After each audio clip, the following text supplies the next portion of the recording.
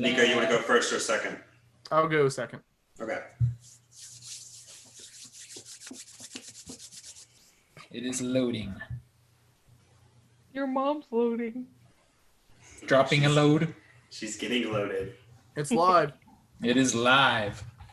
We are live. Getting faster at this thing. All right, we ready? Yes. Okay, here we'll go. I'm starting the recording. Oh, it asked me too many questions. On this episode of the CultureSmash Cast, Carol Baskin killed her husband, but the series is nominated. COVID can't stop the Emmys.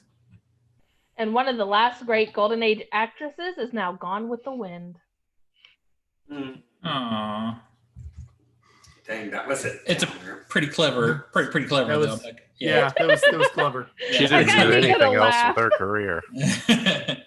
It's the CultureSmash Cast, episode 533 for July 29, 2020. I'm Stephen Lackey, editor of CultureSmash.tv. Nico? Nicholas Qualls, contributor to CultureSmash.tv. Tina? Tina Heinbach, contributor to CultureSmash.tv. Nathan? Nathan Savino, contributor to CultureSmash.tv. And Zach. Zach Martin, I'm in a perpetual state of torment. We are in a perpetual state of torment because of you. I mean, the world is in a perpetual if- state of torment right now. If you guys True. suffer, well, then if I gotta suffer, then you gotta suffer. So Well, I mean, okay, that's fair. I mean, I can't really argue that. It's pretty accurate. What's everybody been up to? Dead by Daylight. That. Dead by That- Daylight, movies.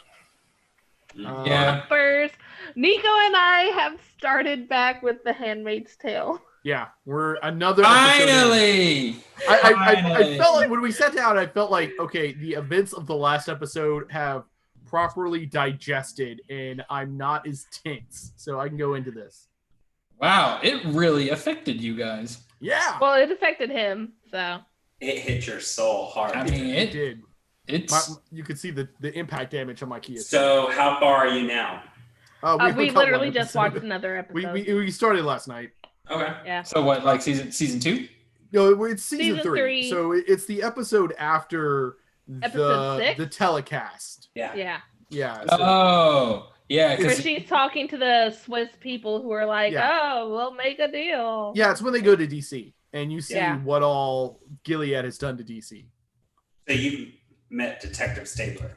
Yes, I saw Stabler in it. Yeah. I was like, what? Tina was like, what? It's like, it's Stabler. And I'm just like, he wants it in the butt, or he wants to put it in the butt. It seems very likely in this What one in the episode butt? we've seen so far. That is In the butt. okay. Yeah, it's about the same. We've been playing a lot of Dead by Daylight. It is our jam. And also, what is this? I keep forgetting the name of it. The new game that we like on Board Game Arena. Potion Explosion. Potion Explosion. That's on Board Game Arena. Did you guys This play that game- one after we jetted out? We last did. week? Yeah. It's fascinating because basically you have a series of potions that you have to mix. And you do the mix by pulling marbles from a box. And marbles slide down in slots. And you have to combine two colors to cause them to explode. And then you get access to use them in your potion. And But- you get points based off what potion You create. get. Yeah. But the marbles available to you to try and make combinations are affected by the person who plays previous to you because you're all pulling from the same box. Yeah. So It's like a mix of Candy Crush with strategy, yeah. it was surprisingly. So I downloaded the phone app version, and I didn't like it at first, but after playing like 2 or 3 times, I finally have the hang of it. So. But it is highly recommended. And then we all played Codenames, which was fun. Yeah, that was an excellent game.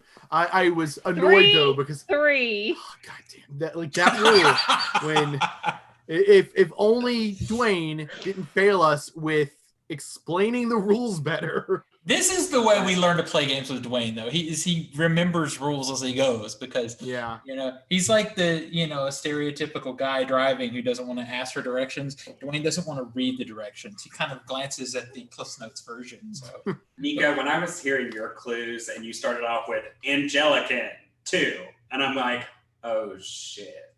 So brainy. Yeah, Angelican. And then I came in with photosynthesis. What? Like, light? It's fun. All right, so let's get into our stories here. Yeah. I didn't put complete stories on these because I don't know. I just didn't want to do stories, but I also didn't want to not mention somebody. Olivia De Havilland was 104 years old when she passed away this last week, and she's important. I mean, she's a notable actress, of course. But she's like the end of the last major actor left from that era of film, Yeah, I actually, so I was reading up on her when the story hit, because I mean, Gone with the Wind, I grew up watching that constantly. Thanks, Mom. So Melanie Hamilton had always been one of my favorites, and I did not know she was born in Japan. Oh wow, I didn't know that. Yeah, apparently her father taught at a university there, at Tokyo University. Oh, that's awesome. Well, and apparently, I mean, I wasn't aware either, but she fought for female, like actresses and that kind of thing behind the scenes too, to get pay and stuff like that too. So she's important for those things. So she had a nice full life though, boy. I would. Oh yeah, man. Able to say I could live to 104. And we lost John. Or die in Paris. I mean, come on. If you're gonna die anywhere in the world, fucking put a croissant in my mouth. I'm done. So something, sadly, that impacted me. I got everyone with that one. Yeah, was John Saxon's death. Boy, that hurt. Yeah, because if you're a fan of grindhouse films from the 70s and 80s, you got to know who John Saxon is. I had to go. Have a question though. Yeah. Who the hell retires in Murfreesboro? That is weird. Yeah, I didn't know he was in Murfreesboro, Tennessee. Yeah. What a weird little spot. Which for a studio audience is like half an hour south of where we are at. It's away from everything.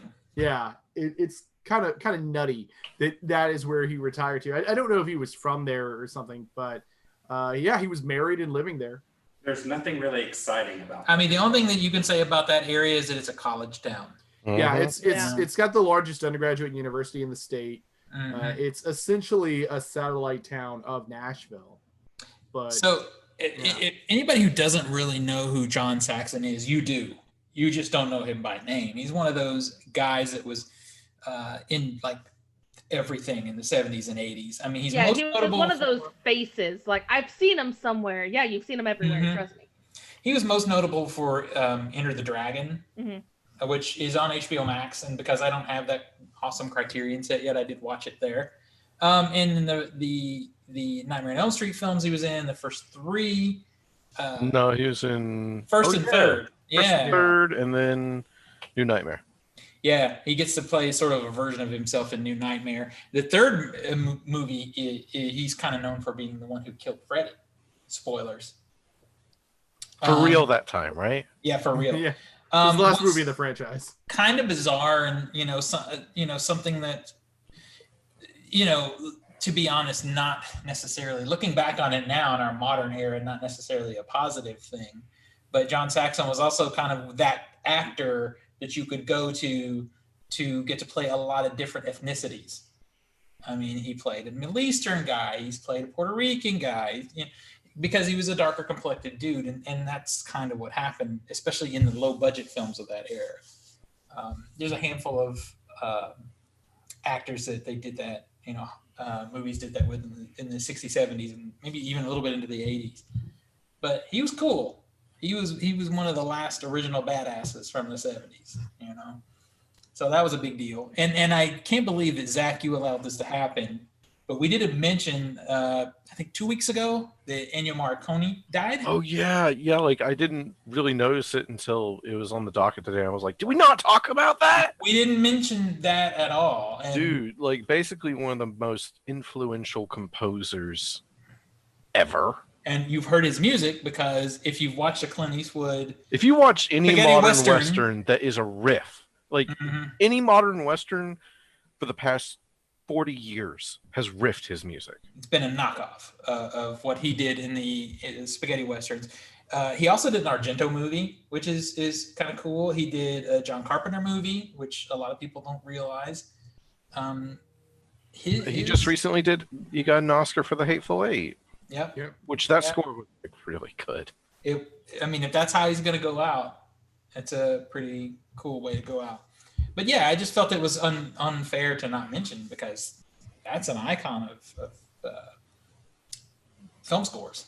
It's like, John Williams is right around that corner.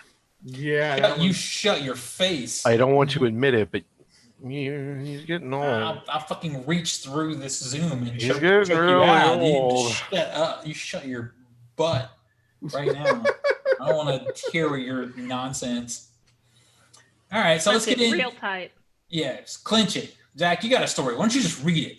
All right, well, I guess if you don't want to hear my voice, here comes more of my voice. Oh, God. It seems clear that the theatrical film world is going to be a different place when and if we ever reopen. But a lot of people are very committed to making sure that the theatrical film exhibition is a thing that will happen again eventually, I guess. In September, Christopher Nolan's Tenet still seems quite focused on being the first big release out of the gate. And based on the reaction of a handful of people who've seen it, it will be worth it. Long story short, the people that have been working on the IMAX version get a great praise. And there's a pro and a con to this, which is, of course, they're going to give it great praise. What do you think they're going to say? Oh, yeah, it's kind of mediocre. Well, yeah, of course. But here's the problem is that a source of mine told me that due to COVID, due to people being laid off and this being delayed several times, they are extremely doubtful that any 70 millimeter IMAX film prints will be made. Yeah, it's probably going to be a digital presentation. Because that's why IMAX Facebook page is only promoting, it's like regular 235 and expanded 190. With every other Christopher Nolan film, they've always shown it's like, here's regular, here's laser, and then here's 70 mil, and they make a big difference about it. Well, we were only going to get limited 70 mils anyway. There was never going to be there was going to be like 50 locations, if that. I would have been Nashville surprised. has one of those locations. Maybe. Who knows? I think. I've heard mixed reports. But here's the thing. Oh, that is the nastiest. Ugh. Ginger beer. That ginger beer is nasty. But here's the thing. Then you got to implement social distancing. Well, no, we're not even to that yet. Yeah, we haven't got. What we're just talking about is like the creation of a print. And I'll be honest with you. You said there's 50. I would have been surprised even before. No, worldwide. Worldwide. I would have been surprised if we got 25 prints before COVID anyway. Yeah. I mean, it was. I don't find that to be that big of a loss because I didn't expect it. Well, I mean, it was even before COVID. It was a big question of if. No Time to Die, which was shot on IMAX film. I mean, Tenet has had shot on IMAX film plastered all over its posters. Apparently, there's no film print, so you won't be able to see the way they actually filmed it, which it's not going to go to 4K Blu-ray in the way they filmed it. You're not going to get that. Yeah. You didn't get that with Dunkirk. You didn't get that with Dark Knight Rises. You got it on a special 2-disc edition of The Dark Knight. Yep. Which was the DVD. They had those select sequences where you saw the full frame. Didn't get it with Interstellar. It's so weird. I don't understand that at all. I mean, I get the whole reasoning behind it, but if you're literally not going to show it, I mean, unless you got an IMAX a dual projector IMAX laser, they can show it. Nashville has a single laser. Yep. I think the nearest one is Chattanooga, but they don't show modern films. The Chattanooga one is more like a educational center type of but they have a dual projection laser, but according to Regal manager, Regal cheaped out and got a bunch of single lasers. Yeah, and now we're paying for it. I figured honestly, if there was one within reason to us, it was going to end up being Atlanta. Yeah, you're probably going to have to go Atlanta. Yeah, so I mean that part doesn't bother me too much. My aunt's been wanting to see the puppy anyway. Exactly. Exactly. And it wasn't really a story other than the headline because I read into it. Yeah, mainly they're just excited to be in a theater again and to see a movie, which if you're any film buff, you need a hit of that cocaine. That's right. Well, and there was a bunch of like IMAX related stuff. The other thing that I saw on top of the Tenet thing was that they announced, I think I'd heard this before, but now it's like in the PR for it, that Black Widow has 30 minutes of IMAX footage. It wasn't shot with IMAX cameras. All I can tell you is that is in their PR materials now that there was 30 minutes of IMAX footage in the film. What they're probably talking about, it's possible, but what they're probably talking about, they only shot it with the. It's okay. So. Oh, good. I can actually. A card. So what they're talking about here is. Was that a credit or debit card? It was. Oh, that was my Cinemia card. I can't believe you still have it. That's amazing. I was gonna say, let's rewind this screenshot, and we're gonna buy some crap. Yeah, good luck with that. Recently, IMAX rebranded to where it. Beyond their IMAX digital cameras and IMAX film cameras, they branded several modern digital cameras as being IMAX quality level, like the Sony Cinealta Venice. Those are IMAX branded now, even though they're Sony Cinealtas. Well, all I know is it can't be that technical because most people, like the rest of the people in the show right now. Well, if it says filmed with IMAX cameras, that could be it. No, it doesn't say filmed with IMAX cameras. The footage or the press that I have says IMAX footage. It doesn't say filmed with IMAX cameras. It's none of that technical stuff. What it means, and according to IMDb, this is the case. It is regularly 239:1, but will expand to 190 for select scenes. And that's what matters. Yeah, that's what we're talking about. It's got a 2K master. It's not like it was shot in 6K. Well, why would you? There's too much CG in that movie for a 6K shoot. Yeah, just like Infinity War, right? Yeah. Just like Infinity War and Endgame. Oh wait, those had 4K masters. This is a mountain you're going to stand on by yourself because none of the rest of us. I'm just saying, you're filming in this. You can't do this. Oh, hey, did you guys want to hear the box office this week? Because I've got it right here. Yeah, and there's only, what's funny? There's only 8 films. They can't even do a top 10. Well, I have to say, somebody adjusted this box office after Empire Strikes Back and a bunch of other classic movies were on that list. They said, okay, we can't show those anymore. You notice how this whole weekend there's no classic releases, it's all new ones? Yep. Yeah, so, odd how that is. Sir. Number 8 is The Painted Bird. It made, am I reading that right? $535?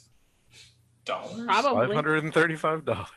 It's made $1,000. It's made $1,200 so far. I have heard something about this movie. Top 8. Yeah. Yep. Number 7 is Guest Artist. That one made $587. Holy cow. The one I actually know is Becky. It's number 6. It made $4,210. It's made so far just under $1 million. More than it probably deserves. It's not that good. Number 5 is Followed. I don't know anything about that one. It made. It was a director drive-in, a found footage movie. Yeah, so it's made just over $500,000 so far. Number 4 is The Wretched. That's a horror movie. It's been out for a bit. It made $20,000 so far. It's made 1.7. So all right. 13 weeks.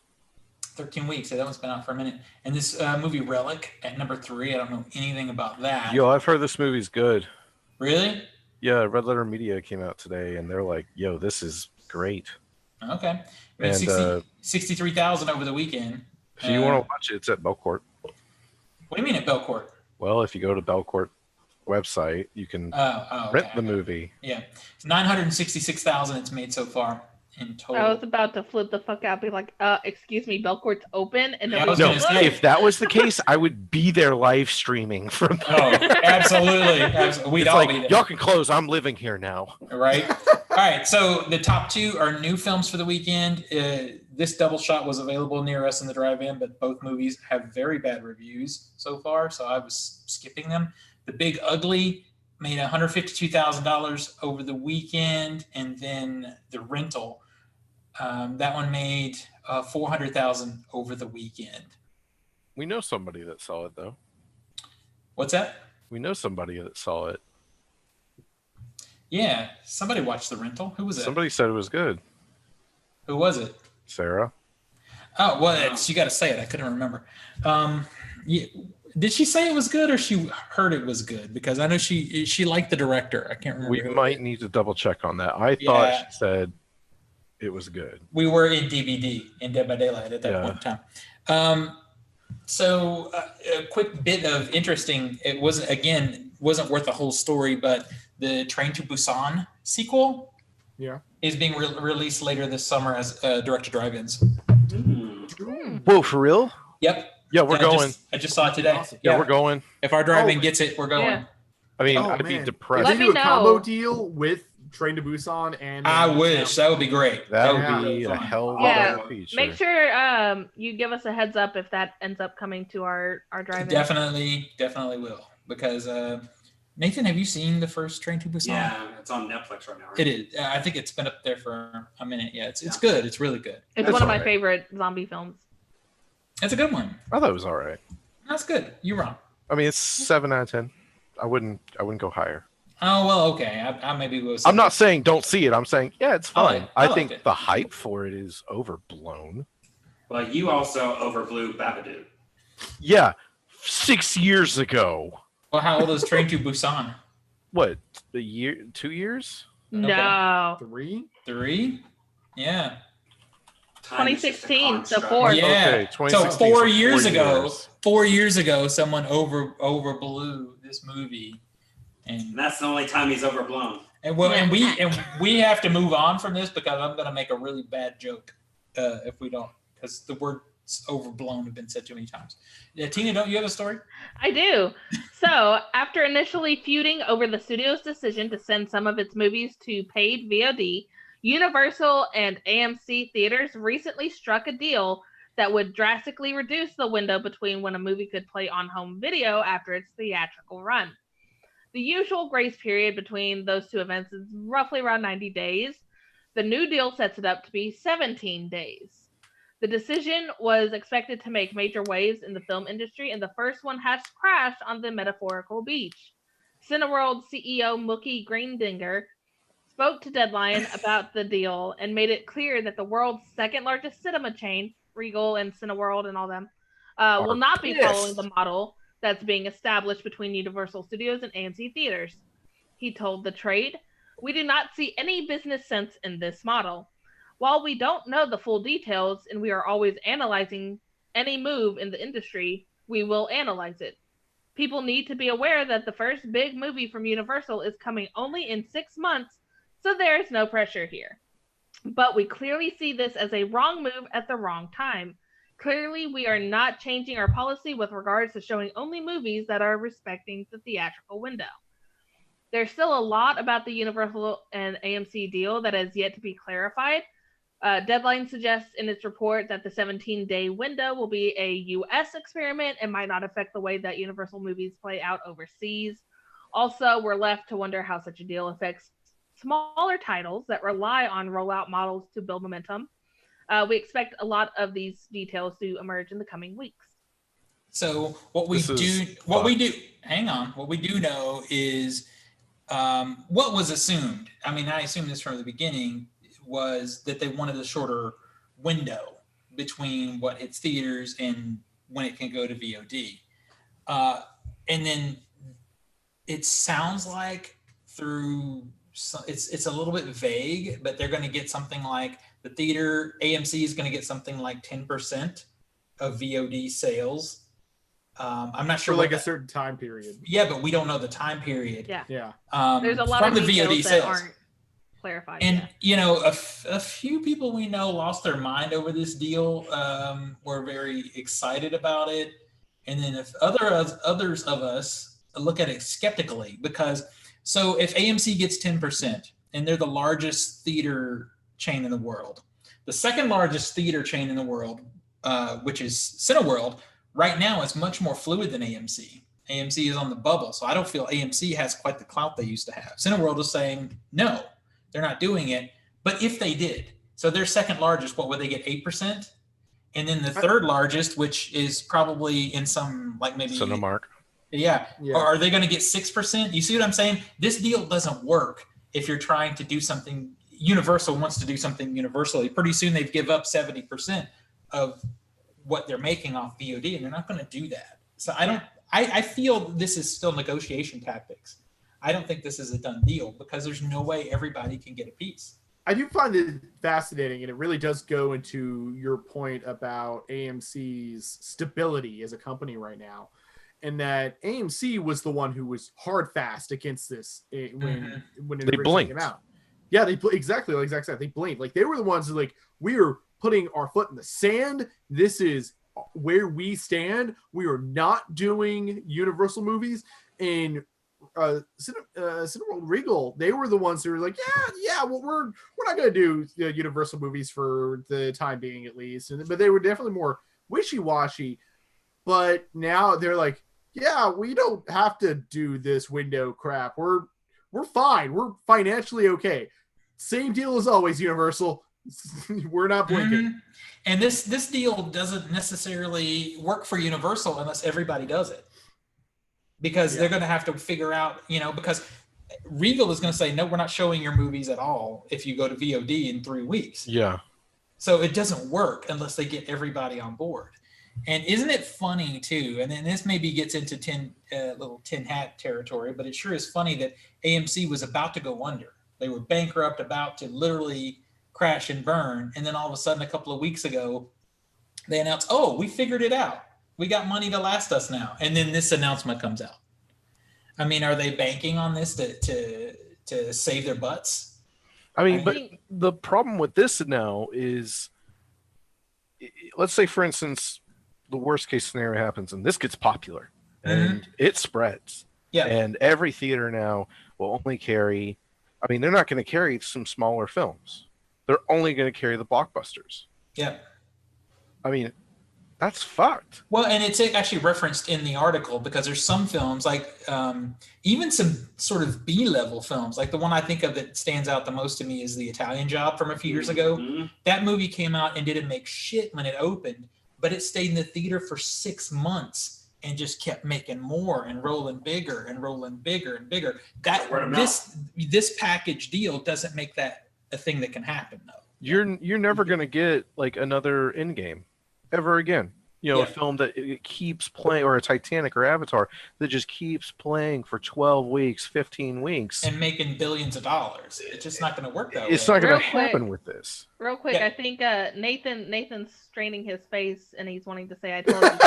I'm not saying I told you so because I didn't say that. But I do find it funny that because when this originally came out, it was like 3 weeks, but now you're looking at it 17 days, 2.5 weeks. Well, no, it's still 3 weekends. That's the deal. 17 days or 3 weekends.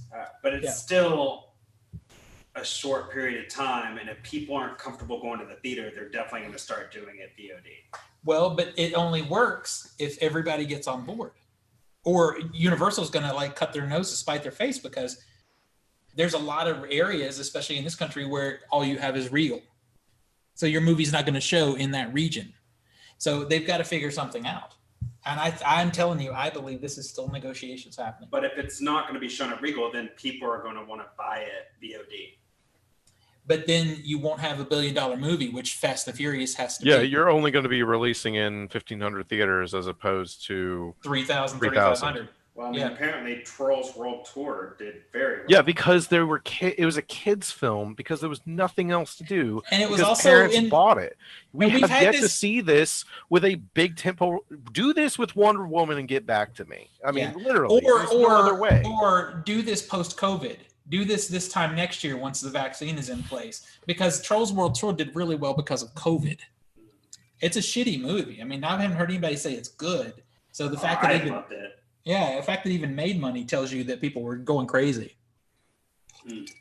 I'm not saying that this model won't work. Has any other straight to VOD movie outside of Trolls done well? No. They haven't released anything good. Bullshit, they haven't released anything. How about The Hunt? How about The Invisible Man? The Hunt was already in theaters when COVID started. That got I saw released it in on theaters. premium VOD. How about Scoob? How about My Spy? My Spy was a Been big. My Spy. Yeah. My Spy was arguably. But they were Spy, released pre. Actually, they were They released were, but that's not even post-COVID. a movie of the caliber of like Trolls World Tour. My Spy. What are you is talking really- about? It was supposed to get a 3,000 theater release. Yes, Well, absolutely. It's And an My awesome Spy movie. has what a lot of people would say is a high B level actor in it right now. Yeah. More than Dave Troll. Batista, are you serious? Yes, he is Yeah. one of the Guardians of the Yeah. Galaxy and Like, one of come the, on now. Stuber. They- Like Stuber would have never been made if he wasn't a name because that movie's stupid. he's a budget The Rock, but yeah, I would say He he's in is that a budget. The Yeah, Rock. he's Oh, great John value, Cena's a Dwayne budget Johnson. Rock. Batista's not even. Okay, well, I'm sorry, he's a budget John Cena then. I don't know what to Actually, tell yeah, I think Dave Bautista is better than John Cena. I think he's overrated. Yeah, I think Dave Bautista is like legitimately has done good acting. Mhm. Like, I don't think I've seen John Cena What, do Guardians of the Galaxy? I liked him. Blade in Hotel Runner Artemis. 2049. Yeah, Hotel Artemis. Yeah. Yeah. Yeah. Yeah, I mean he's done some really good stuff. I mean, yeah, Guardians of the Galaxy is also good in because nailing down a lot of that deadpan comedy is very difficult. But, Pretty good. Yeah. like, as much I like all of Blade Runner 2049, but that opening bit with him is fantastic. It really is. Mm. Yeah, I feel like I just feel like there's no way this works unless Universal gets everybody on board, which I think is going to be impossible because they're going to give up too much of their VOD. So that's why I'm kind of watching it with the side eye, wondering what the negotiation tactic is going to be. I mean, let's say, for instance, Universal goes crazy and does this with James Bond. Let's just throw a hypothetical out there. They're going to do it, James Bond, VOD. Well, I'm going over to Steven's house and we're going to split that $20. I've been saying this from the beginning. We've had Yeah. that debate. Yeah, we've had that Yeah, point. it's like that is just money lost. Mm-hmm. Just wait. I feel like I'm not going to wait.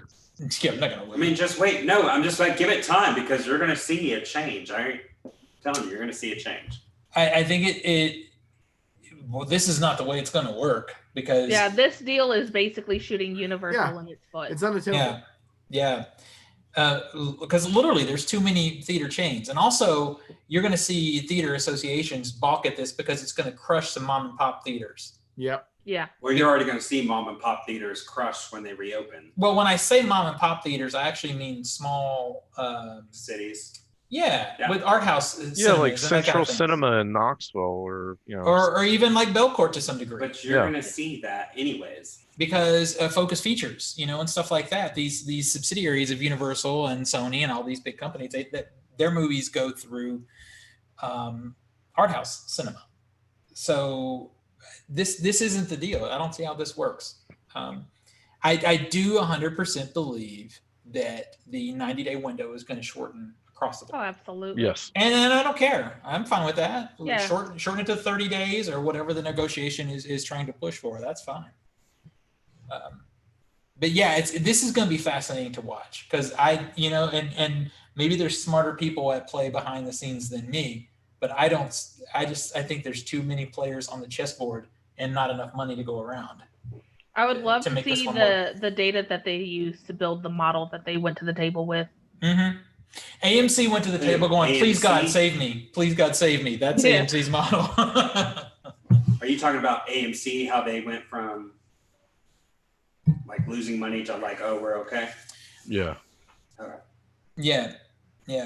So I don't know. It's interesting to watch, though. This doesn't have me concerned yet because I mean, it makes me a little nervous to see, people in comments being like, I don't care. I want to see Tenet from the comfort of my own home.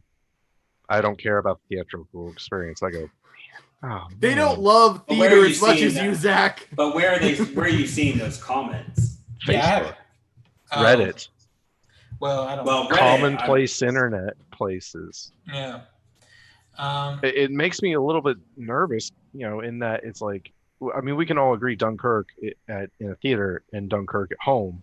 Two different experiences. Two very different experiences. Yeah. I wouldn't what be able else? to tell you because Nico and I haven't seen Dunkirk. For shame. Either. I'm I've trying only to seen it on the segue plane. and it didn't work.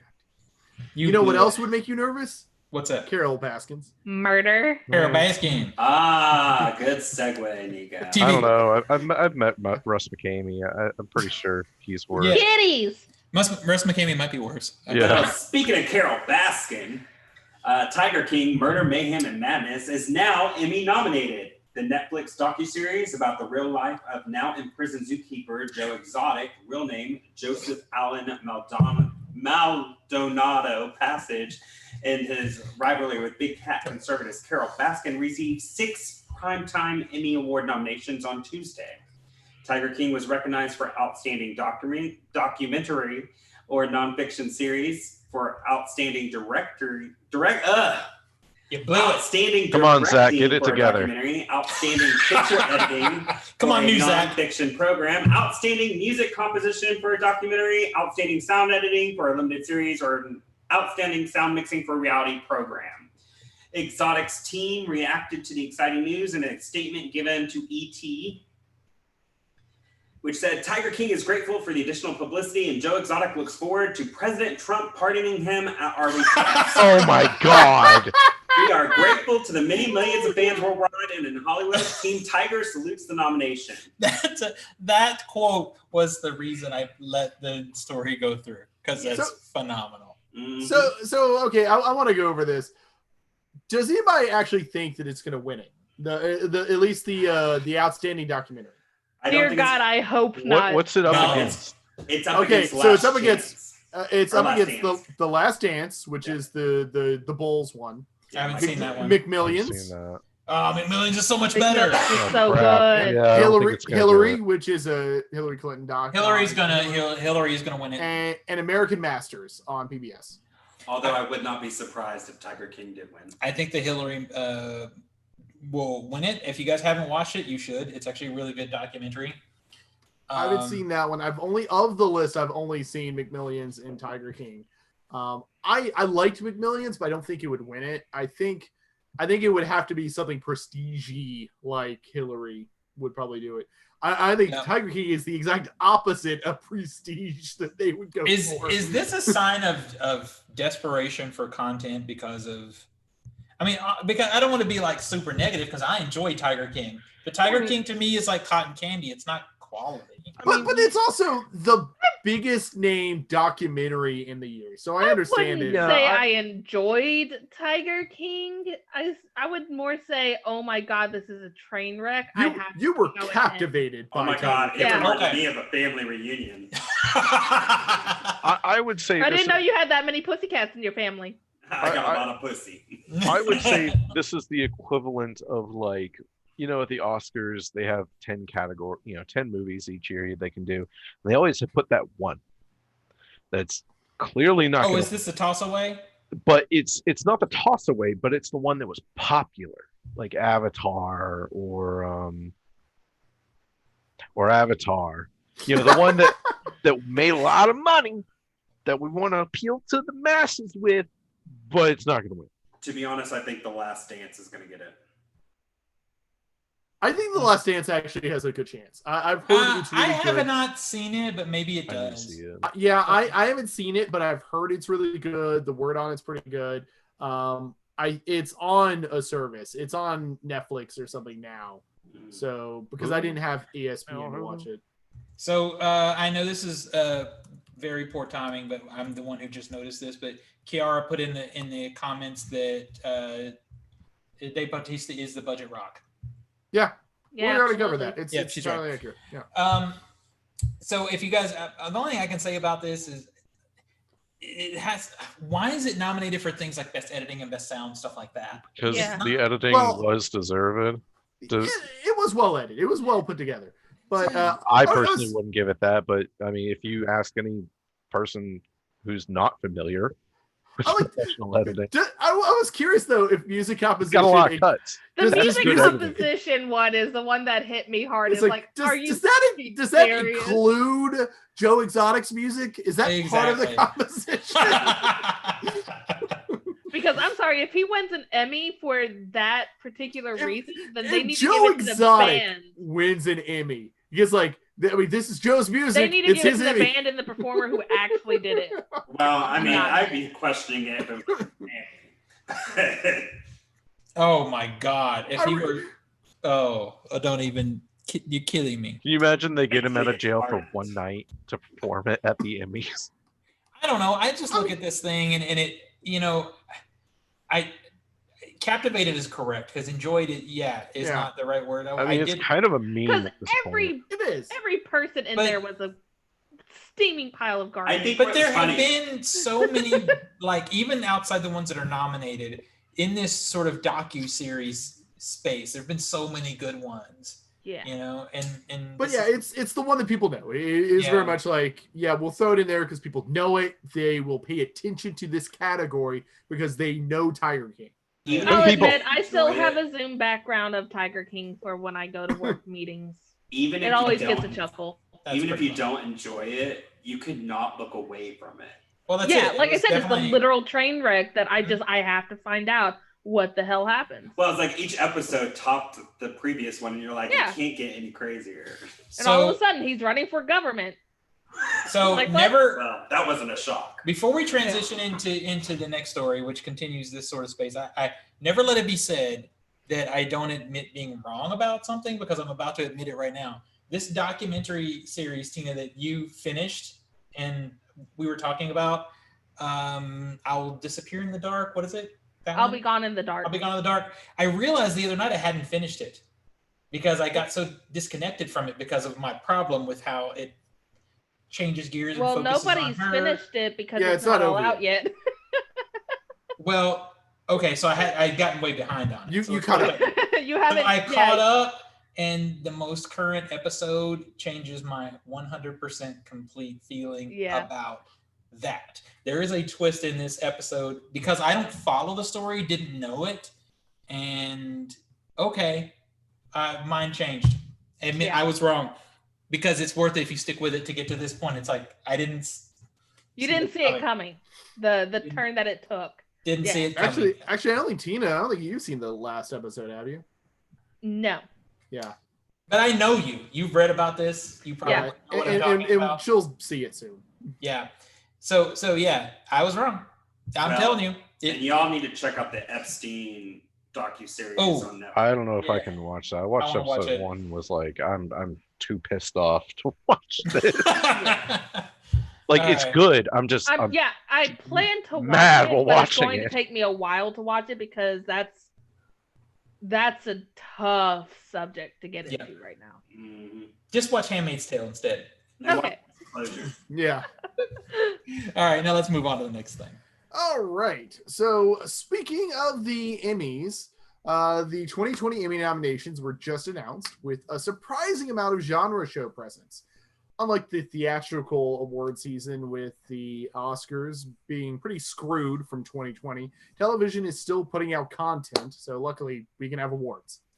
HBO's Watchmen, created by Damon Lindelof, has scored the most nominations of any show this year with 26, including ones for several cast members, and it's officially in the limited series category, in case you were still holding out hope for season 2. Amazon's The Marvelous Mrs. Maisel comes in second place with 20 nominations. Then Succession. I gotta watch this. It's good. I love Mrs. Maisel. Yeah, it's really good. It's hilarious. I need to watch the next two. Succession and Ozark have 18 each. Schitt's Creek, which has aired its final season, has led in major acting categories. The first live-action Star Wars series, The Mandalorian, has scored 15 nominations, though not for its lead. Oh, okay. In terms of networks, HBO and Netflix each earned 160 nominations each. The full list you can find online on the Emmys website and all sorts of different Emmy websites and news sites. Yeah, and you can look forward to the ceremony, which is still expected to air live on Sunday, September 20th. Which is fascinating. I'm looking at the list right now. Majority of the nominations are streaming services. Well, I mean, they're the only ones making stuff. Yeah. Yeah. I mean, they're literally, I mean, the fact that out of all of this, HBO is still right there, because HBO has kind of been at the top of it for years. And HBO is kind of now in a weird middle ground because it is essentially also a streaming service. Exactly. So I'm looking at Handmaid's Tale for outstanding drama series. That would have been my like 100% go-to. It still is, but I like Killing Eve is really good, and so Ozark. is Ozark. Oh, this newest season of Ozark was phenomenal. I think this season was better than the previous season. Was that I will say, if What We Do in the Shadows wins for outstanding comedy, especially up against The Good Place, Schitt's Creek, and Marvelous Miss Maisel, I'm done. Yeah. Yeah, You no. know, what's Miss interesting? Maisel should win it. Well, I don't know. I hear Schitt's Creek is really good. So Schitt's Creek is hilarious. Schitt's Creek might get it because it was its final season. I got the same argument for The Good Place. Yeah. And I love Marvelous Miss Maisel. So those are the three that I think will probably get it. Yeah. I think it's interesting that Stranger Things is not even in the conversation.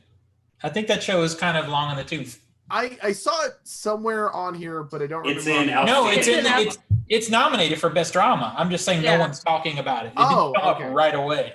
Because there it is. It's been out for over a year. Yeah, but I look back on it and I'm like, okay, it's fine. I mean, it's fine. It was my second favorite season of the show. I know, but if I compare that to Handmaid's Tale, it's still so surface. It's to me, it's better. It's just so much better. I will say the fact that Mrs. America is listed as much as it is makes me really want to watch it. Is that on Hulu? Yeah, it's Hulu. It's oh crap, I'm blanking on the name of the actress. Cate Blanchett is the actress, the main star. I'm super annoyed that Elizabeth Moss is not an outstanding lead actress for this. We were just talking about that particular scene where they're on the TV in Handmaid's Tale. Her facial reaction right there is probably some of the best acting I've seen on TV. The whole show is just basically, all right, we're going to look at Elizabeth Moss simmering for like the rest of the season. I mean that's what makes that role so difficult, because when that society, she can't emote how normally we would emote, especially for acting. So she's fantastic. You know, this acting with her face. Outstanding lead actress, and I'm looking at this, and it's going to be really close. Oh yeah, it's going to be all of them. Yeah. Like if I'm looking at, you talking about in a drama series? Yeah. Okay, Jodie. I go either Laura Linney or Jodie Comer on that one. Yeah, Jodie Comer for Killing Eve, Laura Linney for Ozark. Yep. You have Apple's got presence on here too, because the morning show with Jennifer Aniston. Yeah, people love her. And Steve Carell is also lead actor in the morning show in the drama series. There are several strong performances and shows on here, so I think it will be an interesting night to see who does get nominated for. Or who does I will win. say, for outstanding supporting actor in a drama series, I'm really hoping that Bradley Whitford gets it, because he's one of my favorite characters in The Handmaid's Tale. Yeah. Oh, and I just love Bradley Whitford, so that's awesome too. Really put a lot of people in these categories. The Emmys are like so much bigger than the Oscars. Well, I mean, like from the same shows. Like, yeah. Oh yeah. Well, I mean, when you look at a show like Handmaid's Tale, it's pretty, when you get past the lead actress part, it's an ensemble. There's a lot of really good secondary cast members there. Oh, I'm already calling supporting actress. It's going to be Meryl Streep. Probably. In the outstanding reality competition, the only thing I care about there is Top Chef. It's literally the only thing that I'm like invested. My grandmother likes The Voice, and I know Nathan likes RuPaul's Drag Race, so there you go. Queer. Oh my God. Nailed It is something I can put on when I'm going to bed, going to sleep. Yeah. Although me watching Nailed It is different from like you guys watching Nailed It, because me and my brother will just sit there and be like, oh my God, what are they doing? No, stop. You don't do that. Don't open the oven door, Patricia. It's so weird. I thought that show was so funny in season 1, but I don't care now. I think the baker in us like really, we're analyzing everything. Oh, no doubt. You guys would be boring to watch if you were on there, because you could probably do it. Oh yeah. We keep joking Well, that's we why should they're not nominate on it. each other. Exactly.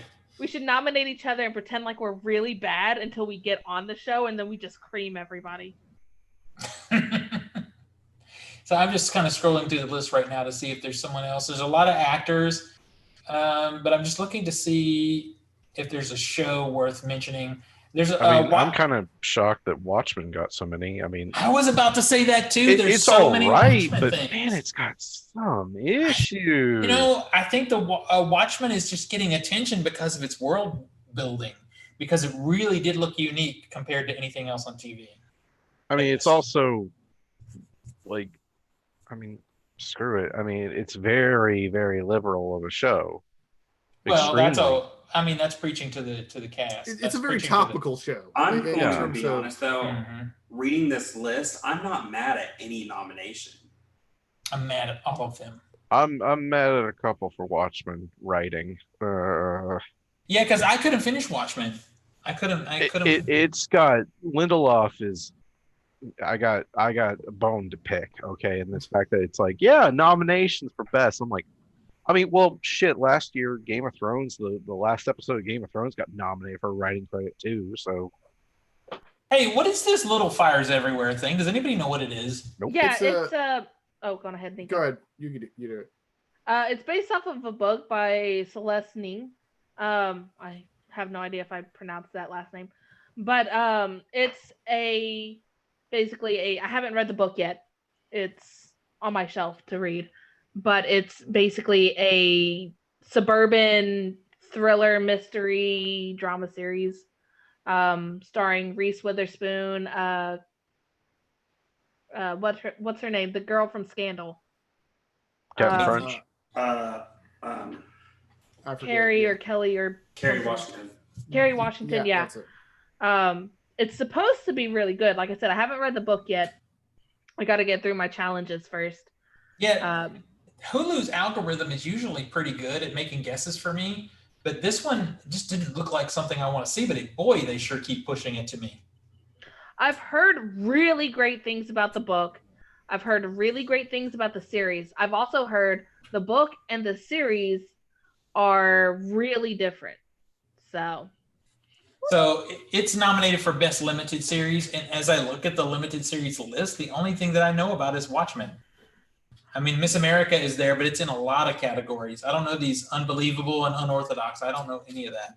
Yeah, I know. Like, I've seen the trailers I've seen like bits of little fires everywhere. I want to try Mrs. America, and Watchmen is the one I know the most. So the other two I don't know. I did not know that The Unbreakable Kimmy Schmidt apparently had a movie. Mm-hmm. Kimmy know versus that. the Reverend. So That's a hilarious title, but I don't. Yeah, I know a lot of people love it. I say this as show. it's nominated for Outstanding Supporting Actor. Okay. So in a limited series or movie. All right. Is there anything else anybody wants to call out specifically from the list? I'm kind of hoping Saturday Night Live does not win Outstanding Variety Sketch Series because I feel like that's a gimme. I also feel like SNL is another one of those shows that's long in the tooth. I mean, Yeah. Like, I would love it if Drunk History won because Nico and I will still, anytime Drunk that History. there's new episodes, we'll still, like, watch it immediately. Drunk history is what I want to do with my life, is to just Yeah. be drunk and talk Well, about things. But he wants to do it with comics. Comics would be great. I can do it with Dungeons and Dragons, with Gundam, Anime. with I'll film that. movies. Yeah, I will Let's see it. totally get plastered. I'll film that. So Drunk History is a show that I watch the same way that I watch Hot Ones. It depends on who's on there. Yeah, that makes sense. Yeah, it's like I'll look to see who's on, and if it's somebody I like or want to see them drunk or eating really hot food, that's how I choose. Yeah, I watch every episode just because I like the premise, and a lot of them are really good. But rewatching, if I ever go back and rewatch them, it's just like who's on it or what's the historical story they're telling. Mm-hmm. One of my love that. favorite lines came from Drunk History. It was like, puking on Drunk History is like crying on Barbara Walters. Yes. Okay, And then he throws up into a bucket. that is pretty funny. Hi, Biscuit. Okay, so I'm just checking the Emmy conversation. Kiara says that People keep telling her that she needs to watch Little Fires Everywhere. Same as me. She loves Jodie Comer also. And let's see, is there anything else topical here?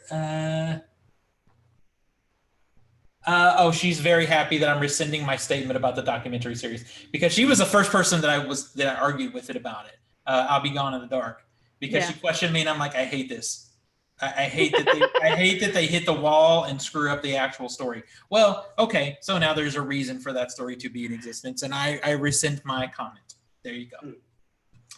It happens once in a while. So I think maybe we should like Twitch watch the Emmys together or something. Absolutely. Yeah. How am I going to watch that? Watch it on Twitch together? Can we do that? Yeah. How am I going to watch that? What are you talking about? How am I going to watch the Emmys? I'm going to disconnect you. What? I don't have time for your games. That's not our problem to solve. That's your problem to solve by September. I don't have TV. Not my issue. You've got until September 20th to figure that out. Figure it out. Oh, come on.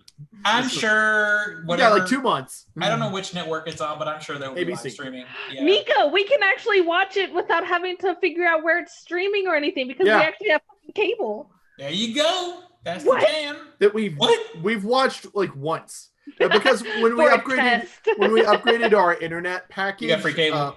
yeah, they threw, but it's only like 10 channels, so it's basic. It's so basic. Yeah, it's as basic like as it's that. probably gonna drink pumpkin spice latte. I was gonna say, is it as basic as Nathan with the pumpkin spice latte? Yeah. Guilty. Were you holding your boobs when I said that? I said Yes. He totally did. I know. Yeah, he totally. Yeah. Okay. Perfect. Okay. All right. Okay. So maybe we'll work out some kind of plan like that. It'll be fun. But meanwhile, let's talk about physical media. This was kind of a week. Yeah. For physical media, there was some catalog stuff that came out. Some good new announcements. But the announcement is really what's interesting, and I'm going to ask Zach what his choice is going to be on this one, because the Back to the Future 4K pre-orders have begun. If you want that package, all the movies in a box, and there's a couple of choices out there. Amazon has a package that's like sort of a standard package with all the movies in it, and it comes with an actual hoverboard, like a mini hoverboard. Huh. Does it work? It hovers. Yeah, it hovers. Yeah. But can I stand on it? No, it's probably the size of a kick flip, which is like. Then I don't want it. If Yeah. I cannot scoot down the hallway to avoid my puppy chewing at my ankles because I'm on a hoverboard, I don't want it. Well, you cannot do that. Not for $69, which is the MSRP. And then 55. Is it down to 55? Yeah, it's down to Your 55 mom's on down to Amazon, just the 55. standard edition. Your mom got down to I 55. think the hoverboard edition is either sold out or they took it down for some reason. I was nonplussed with that. I don't really need that. But there's that one, though, if you can get it. And then Best Buy has a 3 steelbook collection. And the steelbooks are kind of neat. Like you line them all up and they form on the art, they form the DeLorean. But I don't like the cover art of the Boy, I package. hate the artwork on them. Yeah. Like all 3 of them, I hate the artwork. Yeah, it's like bad. It looks like Disney type Photoshop-y artwork. One of them at least is not floating heads, and that one's the one I kind of prefer. The steelbook isn't the floating heads. Yeah, yeah. Yep. I mean, yeah, it's nice. We've seen the 4K DCP of Back to the Future, and I mean, it looks pretty good. It looks really good. But it's like new Dolby Vision, HDR10, Dolby Atmos. So I mean, it is getting finally that upgrade. And there's a ton of bonus features on these things. The majority of these are just carryovers, though. Yeah, but what they did is they brought there's like all 4 new bonus features, and that's it. Listen, they brought all the bonus features from previous releases together, and Cool. Did they fix the Back to the Future ride video yet? Oops. That's not important. Dude, they did this horrible like the Back to the Future ride video is IMAX. It's the 143. Mm-hmm. So they crop that to 178, and then they crop in the bottom of the car on top of that over it. Yeah. So it's like, holy shit, there's so much of the image just missing. Yeah, it's pretty bad. Be great if they could fix that. Oops. Well, I mean, I care a lot less about that than I do about the commentaries that are in place. Yeah, but I'm sure. Yeah. So anyway, that is the big release. I mean, Ghost in the Shell 4K was also announced. Yeah, and there's a trailer out if you want to look around for the Ghost in the Shell 4K. That's a no-brainer. Dolby Vision. That. Yeah. Dolby Atmos. Boy, I bet that sounds good. Mm-hmm. I hope it does. It should sound good. I mean, I can just think of that opening sequence with all the voices coming. And the score the score in that movie, so good. It should sound amazing. But hey, you know what though, Zach? If while you're waiting for that, you can get that 13 Ghost Collector's Edition. Oh, I can. I actually want it, so fuck you guys. Is it a new? Do I get a new Video Master? It's Shout Factory, so do possibly. I get a new Audio Master? It's Shout Factory, so maybe. Oh boy, it's the same one as the one from 10 years ago. Great. I don't know. I haven't looked. There is no new video. This is just a repackaging with some new bonus.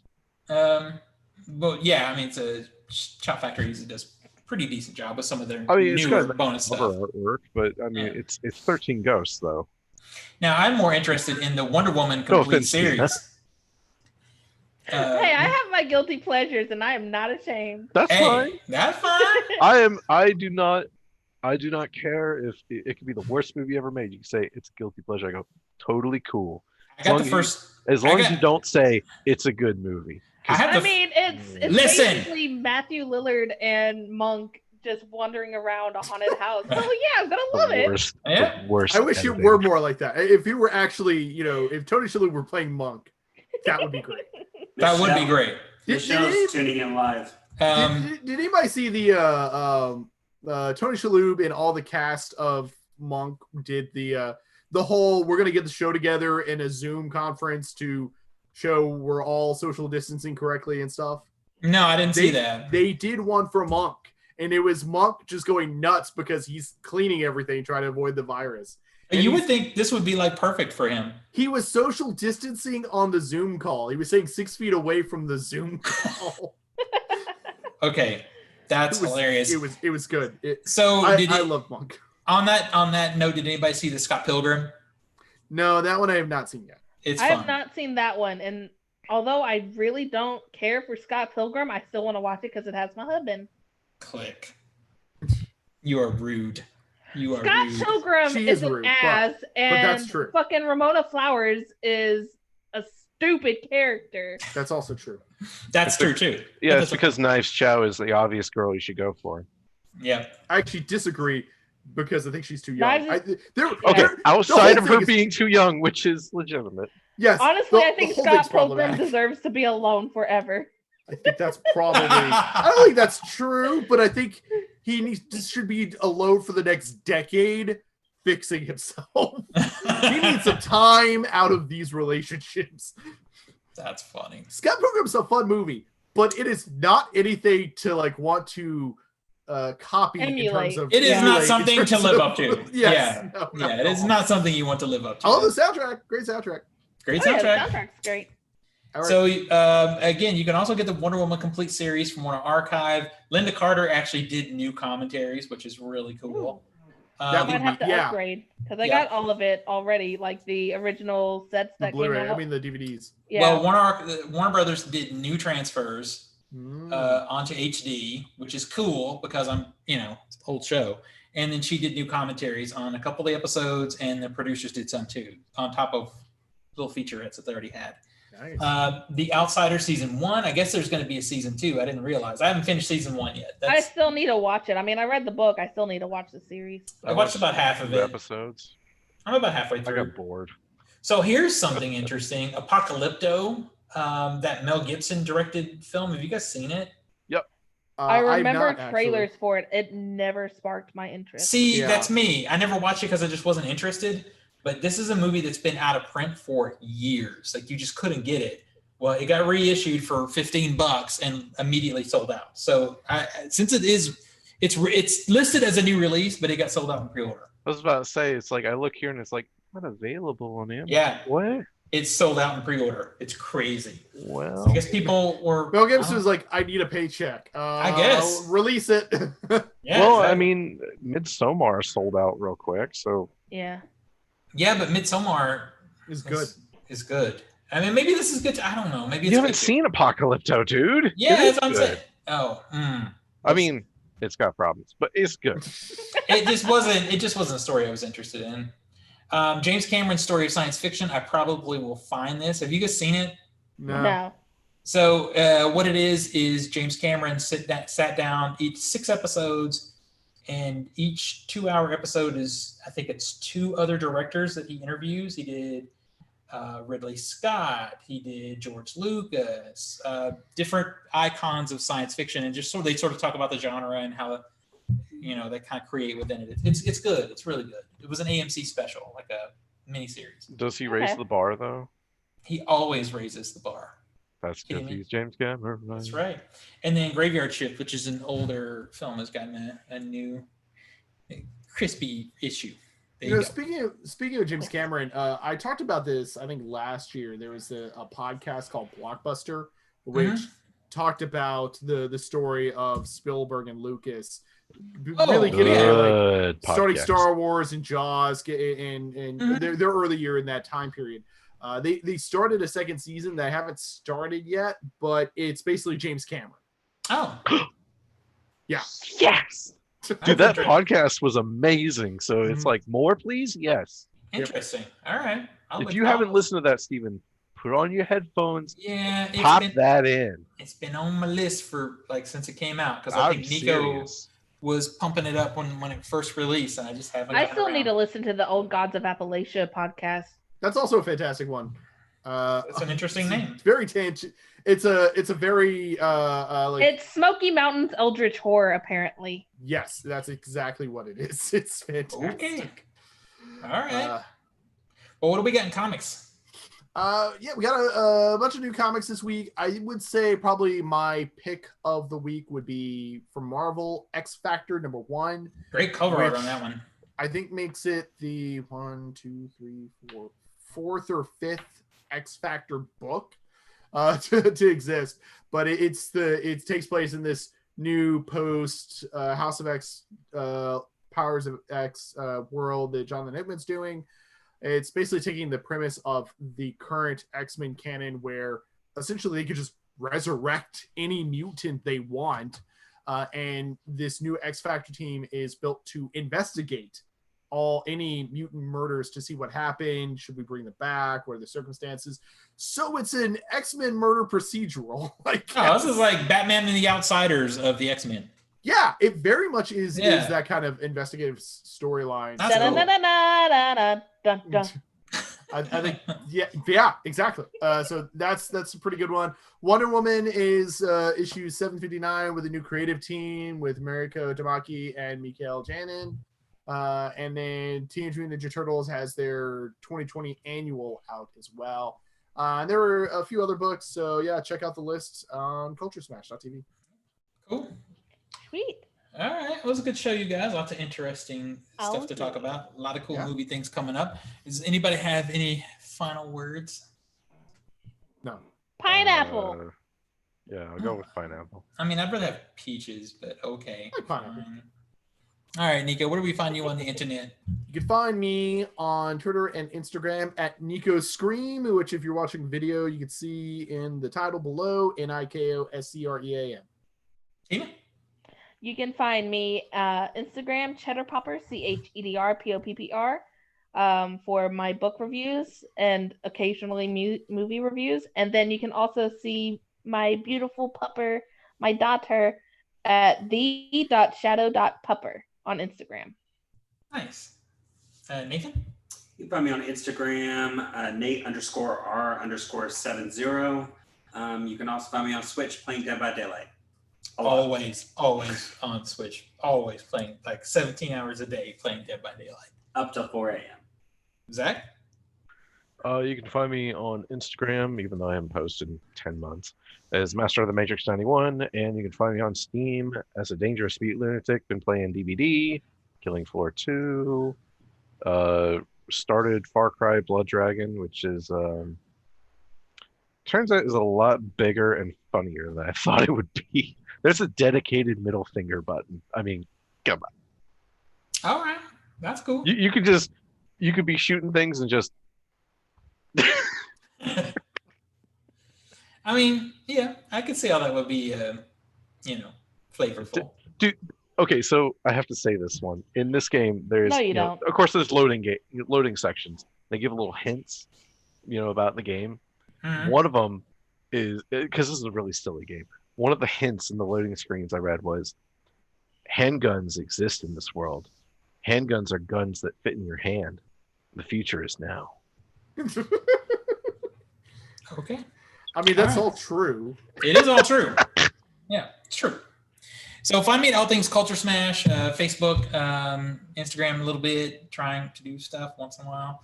Off the Shelf Movie Night is on YouTube and on Facebook, and playing Dead by Daylight too with this dumbass over here and the one on my screen, the one down there on the Nintendo Switch. We're all dumbasses, so it's fine. That's true.